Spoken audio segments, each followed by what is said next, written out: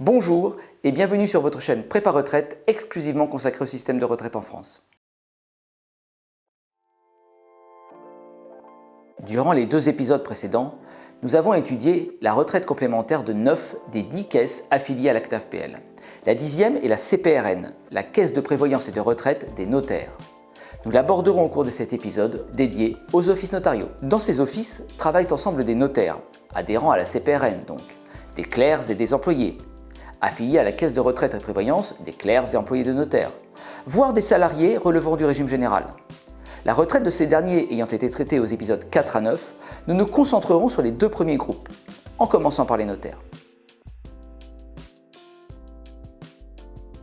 Les notaires dépendent de la CNAF-PL pour leur retraite de base. Voyons maintenant leur retraite complémentaire. La CPRN fait partie des 10 caisses de profession libérale affiliées à la CNAF-PL. Comme toutes ses consoeurs, cette caisse a opté pour une retraite à points, dont vous connaissez depuis l'épisode 8 les 2 formules de calcul. La formule de valorisation est identique pour toutes les caisses, seule varie la valeur du point. Pour l'acquisition des points, il existe 3 modèles, forfaitaire, par classe et proportionnel. La CPRN est la seule à avoir opté pour une combinaison des modèles par classe et proportionnel pour calculer la retraite complémentaire de ses affiliés. Dans chacun de ces 2 modèles, les cotisations dépendent du revenu d'activité annuel, qui est défini comme les honoraires et émoluments perçus, desquels sont déduits nombre de charges. Voyons le modèle par classe. Les cotisations de chaque classe sont proportionnelles à la valeur d'achat annuelle du point. Et les tranches sont établies chaque année par la CPRN en fonction de la moyenne des revenus des années N-2 à N-4. Toutefois, les cotisations réellement payées sont supérieures à ces montants, de 15% pour les notaires ayant prêté serment depuis 2014 et d'un pourcentage variable selon l'âge pour les autres. Chaque point acquis sera rémunéré annuellement à la valeur de service en vigueur l'année de la liquidation. En 2023, un point liquidé rapporte ainsi 16,88 € de retraite brute par an. Passons au modèle proportionnel. Dans celui-ci, le taux de cotisation est de 4,1% et s'applique à la moyenne des revenus d'activité des années N-2 à N-4, dans la limite du triple des produits de base des notaires en France sur la même période. Pour connaître le nombre de points acquis, il suffit de diviser les cotisations ainsi payées par la valeur d'achat du point, en l'occurrence 17,69 € en 2023. Chaque point sera converti à sa valeur de service au moment de la liquidation. Sachez enfin que les notaires peuvent liquider leur retraite sans décote à 67 ans. Avant, ils subissent, sauf inaptitude, une minoration de 1,25% par trimestre d'anticipation.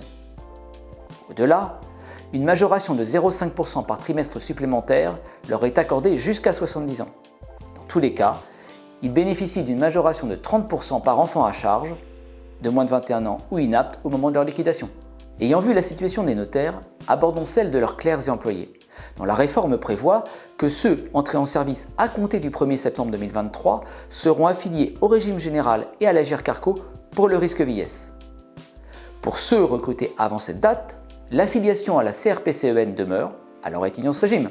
Celui-ci est un régime intégré, c'est-à-dire que la retraite de base et la retraite complémentaire sont fusionnées en une seule pension, dont les conditions d'attribution sont d'ailleurs proches de celles du régime général. Ainsi, l'âge de départ est de 62 ans, progressivement 64 ans après la réforme, mais l'âge d'annulation de la décote demeure à 67 ans. On retrouve aussi notre formule de calcul du montant de la pension. Ici, le taux maximal est de 75%. Le coefficient de proratisation demeure égal au rapport entre le nombre de trimestres acquis à la CRPCEN, que ce soit des trimestres cotisés, assimilés ou rachetés, et la durée d'assurance requise qui dépend de l'année de naissance. Le revenu de référence est la moyenne des rémunérations plafonnées et revalorisées des 10 meilleures années de votre carrière. Mais le plafonnement s'opère ici différemment. 100% du revenu est pris en compte jusqu'à 3 passes, 50% entre 3 et 7 et 0% au-delà. La revalorisation est similaire à celle du régime général, tout comme l'application éventuelle d'une décote, d'une surcote ou d'une majoration pour enfants. Avec tous ces éléments, vous pouvez maintenant calculer votre pension de retraite si vous dépendez du régime des clercs et employés de notaire. Ah, il est temps de conclure. Durant cet épisode 19, nous avons étudié le régime complémentaire des notaires et le régime intégré des clercs et employés de notaire. Pour les premiers, nous connaissons leur modèle par classe et leur modèle proportionnel. Pour les seconds, nous connaissons leur formule de calcul. Pour les deux, nous connaissons leurs âges de départ, avec ou sans décote. La retraite des notaires étant traitée, passons à celle des avocats, mais non sans ce trait d'humour de Pierre Dac. Un accusé est cuit quand son avocat n'est pas cru. À bientôt!